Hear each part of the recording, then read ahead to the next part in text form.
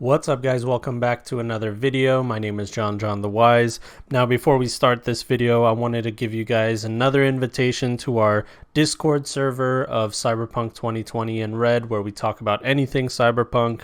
We have other tabletop content. We have a GM's corner where we talk about, game master stuff, tables, charts, battle maps, everything that you need, and a cool community of welcoming people. The link will be in the description below, and make sure you guys follow me on Twitter for more updates on videos and anything else that I'm doing at the moment.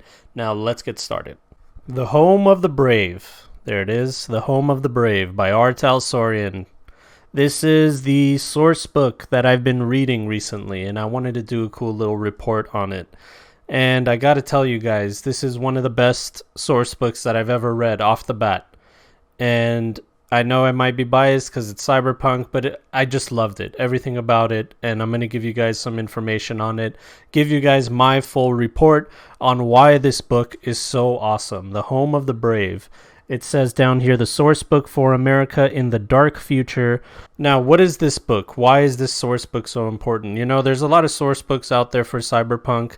There's a lot of source books that are made from third parties and stuff like that. So it is overwhelming, especially if you're a new player and new to the whole Cyberpunk world. It's overwhelming to figure out, I've read the core book, I've read the Night City book, and all the ones that have guns and cyberware and stuff on them, but I want to know more about the world. I want to know more, not just lore, lore is cool because it tells you the history of a certain thing, but this is more than just lore in this book. This book invites you into the mind of what they wanted for this RPG, what their tone is supposed to be, and what their vision is, of the everyday person growing up in the dark future. What's it like for them? It's basically a book on what has happened to the United States after the collapse, up to the collapse, and after the collapse, how every state is doing, how they vote, how the military works, all those kinds of things are in this book. And I gotta say, as a U.S. citizen myself, reading this book, there was some parts where I kind of got a little bit emotional, because the idea that they throw upon you is, what if things went bad, and this is how they went bad? It kind of hits close to home, because you can imagine it happening. Now, it's a big book. It has, let's see here, 143 pages, but it's 143 pages, and there's some pages that look like this, and it's just columns of text. And it's a big book, it's the size of my head, so it is a lot to read. It's not just 143 pages of light reading. And as far as the artwork goes in this book, there isn't really much artwork. It's a lot of charts and graphs, and there's some cool pieces in there, but it's really focused on the text. And you don't want to miss a single sentence in this book because there's so much information jam-packed into it. But here's a quick list of what's covered in this book. Growing up in the dark future and the new cultures, the U.S. government's infrastructure and their scope of power, the U.S. military structure, the power and capabilities, alternate character creation for players that want to make characters that have served in the military. That's one of my favorite parts of the book. It has stats on military equipment and all kinds of stuff, backpacks, what a soldier has, an army soldier, infantry soldier would have in his pack at all times and stuff like that. And it gives you in-depth description of each state in the Union. Whichever states are left, it tells you exactly what's going on with them in the dark future. So this book starts out with a timeline. It tells you exactly what's happened. They want to bring you up to speed with whatever's going on in 2020. So they explain everything that happens from, I believe, the early 90s all the way down to 2020 and where we're supposed to be before the time of the Red. You'll be hearing the words "the collapse" all the time within the Cyberpunk books, and that's pretty much the time when things went horribly, when the shit hit the fan, as they say. So this book and its timeline covers what happened before the collapse, during the collapse, and the subsequent years after the collapse when they were picking the pieces up together. In this portion of the book, you'll find a lot of interesting tidbits, some names of people and organizations that had caused the collapse. One of them is called the Gang of Four, and they are the CIA, the DEA, the NSA, and the FBI. Those four together pretty much had complete control of the country at the time. They were making decisions behind the government's back, doing things, in a corrupt way, really for their own agenda. Then you'll hear about the South American conflict, and that's pretty much the idea is the Gang of Four that I had just mentioned were pretty much at war with the drug lords in everything from Mexico south. It was just drug lords that were making all the money, that were causing all the problems, and the only way we can make things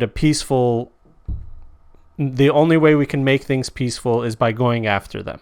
And there's a really interesting sub-story about contracted nomad families that were asked to go in. They were paid by the U.S. government, or supposed to be paid, to act as soldiers. And when the U.S. government wasn't able to extradite them back to the U.S., they had to walk. And that's what they call the long walk, where millions of people died just because the U.S. government didn't have the resources to bring them back. In this portion of the book, they also tell you what it's like to grow up as a child in the dark future. When you're born, what's a typical family? In normal life, we got that whole 2.5 kids thing, the white picket fence, the American dream, as they call it. What's the American dream in 2020? And it's really dark. It's all about survival. But the book goes deep into it and gets you into that mentality. So anytime you want to make a character for Cyberpunk, it gives you that mentality where you can get inside your character's mind. After you get past the timeline, now we're learning about what the U.S. government is like. What is their area of control? How do they help the people? How's public transportation? How are the school systems handled? How's taxation, voting, all that stuff? How is that stuff handled when everything goes horribly and the U.S. is no longer a superpower? It's just struggling to survive. How does that stuff work? This portion of the book, I think, is the most important section because it really gets you in the mind of a person in Cyberpunk 2020. What do they watch for entertainment? What do they do to forget about the things that they're going through? It introduces the rocker movement. It introduces nomads. That's one of the core things that's going on in Cyberpunk. The book also talks about SINs, and that is social identification numbers. I had to look at my notes. I didn't remember. Okay, social identification numbers. And that's the dark future's social security number. If you don't have this, you can't buy a house, you can't get credit, you can't buy a car, you can't buy a gun, anything legally. And you don't really exist in their world. You can't get funding, you can't go to school for free. All the things that are important is in that number. Now, who does this affect? This affects nomad families that have looked for a way to survive because the government turned their back on them. And then now the government's saying, okay, we're back. Hey, sorry, we were gone, but we're back. Get this social number so we can hold you accountable if you don't pay us taxes. And then we'll give you all these other goodies like school and transportation and all the other things that a government does. And the nomads pretty much said, no, we're not going to do that. Well, most of them did, because in their reality, the government doesn't really exist. And for the most part, generally where they live, depending on where they are, they're probably right. The government does not have the resources to oversee everything that's going on. So it's a balance. Do you want to live in a corporate city? Do you want to live in a normal city? Do you want to buy a house? Do you want to try to live a normal life? Well, you need a social identification number. Then we're moving on to stuff like laws that are written for America, and eventually the states joining together and creating the U.S. government once again. Really, they realize that they need some kind of protection, and divided they fall, together they can stand. And that's pretty much what has happened. So a lot of things change, like you get free states that are like, hey, we'll be partially a part of your government, but we still want to have the freedom that we've had all this time since you've been gone. And some of them, they were able to leverage that kind of control. Others just needed the government. So it's a really cool balance. It teaches you exactly how laws are written and passed and enforced and all that kind of stuff within the federal government. Another key section is this next one, where we learn about the U.S. military. The U.S. military is still the United States' most powerful asset in Cyberpunk 2020. And this book teaches you about that. Organizations and corporations and stuff like that, while they have a lot of control, they even have a seat in the Senate or Congress. I can't remember which branch they're in, but you would think that because of that and what we know about corporations is they run everything. In a sense, they do, but they always have to stay in line of the U.S. government. The book teaches you that. The book teaches you that no matter what, the U.S. military can take down any corporation that gets out of line, even Arasaka, which is considered the most powerful corporation in Cyberpunk 2020. They tell you about an incident called the Mantoga incident, and pretty much what that is Mantoga was a corporation. The U.S. government had evidence showing that they might have assassinated or had hand in assassinating a government official. And what they did was they told them, you got 4 hours to leave the country, which is no time at all. And they systematically went and killed every single person in the Mantoga corporation and destroyed it, burned it to the ground. And that's when every corporation in the United States realized, okay, we got to play by their rules. We got to peace and love. We just want to make our money. The U.S. military is still as powerful as it can be. So first, you'll get a military timeline telling you exactly what's happened, what conflicts have led to what, to the collapse, and then after the collapse. And then you learn about COGs or COGs, Combat Operation Groups. The best way I can explain this to you guys is, imagine you have all your little pieces for your military, all right? You have them on a board. You have your tanks, your jets, your this, your that, your different branches of your military.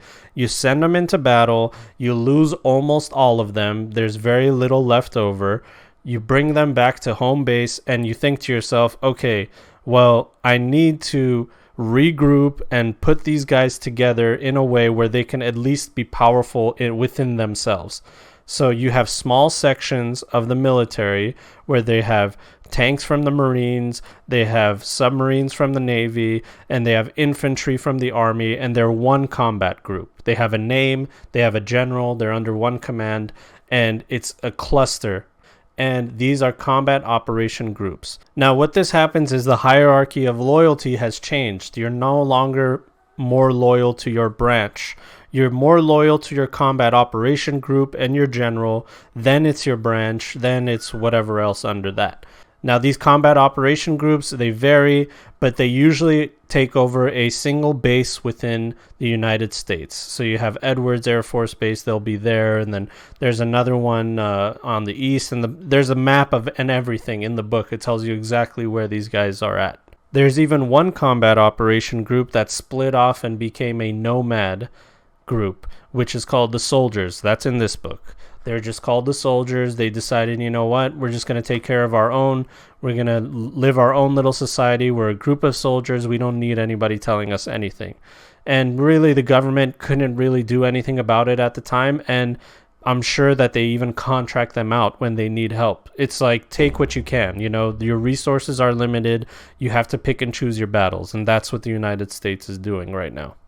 The United States no longer has its own federal National Guard, and instead, the states are in charge of their own state guards. And they're considered, as powerful as militiamen. They're just there in case you need another buffer for any kind of invasion or anything like that. It's up to you what you do in your game. They don't really tell you what to do with these people. They kind of put them on the back burner. But in my game, I'd like to have them as another entity, the Northern California State Guard. Next, we move on to more stuff on the military, but they talk about what the individual soldier goes by. They even have stats for infantrymen from the army or rangers or, special forces, stuff like that. They have stats for all those people. What's in their bag? Do they have binoculars, a tent, a shovel? They tell you all the things that they'll have in their bag and stuff like that. There's stats for weapons, ammunition, power armor, grenades, anything that you can think of that's in the military. They give you little stats for all those kinds of things too. It's really nifty if you want to have those kinds of things in your game. But really, the best part of this section is the separate life path and special rules for character creation that they have. So let's say you want to make a character that had served 4 to 8 years in the military, and you want to roll a separate life path for them. Well, they have options there. The whole thing, the same way you would do it for the core rulebook, they say, all right, the first 10 years, let's say they were in the military, roll on this chart instead of the one that you would roll on in your 2020 book. So you do that, and it even gives you separate stuff like, your career skills are supposed to be 40 points. Well, they reserve 10 of those points for stuff like AV repair and rifle training, and it's basic training and stuff like that. That's pretty much what it is. I find this really nifty, especially if you're creating a character that has served in the military. It does have really cool, nuanced things that could have happened. Maybe it's an ally or an enemy that they made while they were serving, and now they're in Night City, they're working at a normal place, and that guy walks in the door. That's a whole thing that you can throw at your players or have as a backstory when you're playing. The final chapter just goes in depth on each state separately, each region and what they're going through, who's in charge, their major hotspots, and they even have these little plot hooks in there that you can use for an adventure. I find them really interesting because let's say you're playing like a nomad campaign where they're traveling across the US, you can really use those plot hooks, and this book will cover an entire across the US campaign. I mean, the kind of information for each state is astounding. They tell you exactly how they got free statehood. They tell you what's going on with them, how they survived through the collapse, what's their major export, import, what's going on. It tells you everything you need to know. I really find it interesting, and I'm still going through that section because there's a lot of text and detail. That's what Talsorian does. But that gives you a really good idea of how you can run your own game. And let's say you don't want to run it in Night City. Maybe you want to run it in Boise, Idaho. Who knows? Maybe you want to run it in South Carolina. Well, it tells you what's going on there. You can take it as a suggestion, or you can take it as canon and make it happen in your game and add to it and accentuate it. It doesn't tell you 90% of what it tells you, a general thing of what's going on in that area. It leaves a lot of room for creativity, but it's just enough to inspire you. So what's the conclusion? It's the best. It's the best one. Well, the best one that I've read so far. I still have a lot of catching up to do. As you can see, I have my live and direct right there for the media, and I still haven't finished Neo Tribes, and I got more coming in the mail, so I need to get to it. This is the best RPG source book that I've ever read in my entire life. It has all the information that I needed. It's inspired me more than anything that I've ever read, and it's changed my writing completely. My mentality, everything. I've completely changed my campaign because of it. It's given me direction that I've never had before, all inspired from this book. And it even has a adventure at the end that it teases you with called The Land of the Free. If I can just get to that page. It says, story continues at the Land of the Free. That is a official R. Talsorian adventure book that covers pretty much what's happened in this book, and it just continues the story and lets you run your own campaign with that. So I highly recommend it. I think you guys should check it out. You can probably find it on Amazon or eBay or something like that, but it is available on DriveThruRPG as well in PDF format. Now, make sure you guys you guys subscribe, you guys follow me on Twitter. Make sure you guys join that Discord that I talked about so we can connect. I want to hear from you. I want to know your ideas. Am I doing a good job? Am I doing a terrible job? Do you want more posters back there? whatever it is that you guys want to tell me. I love hearing it. We're active in our community. There's new GMs. There's players looking to play. Let's connect. Let's get together. All right. Love you guys. See you next time. All right. Bye.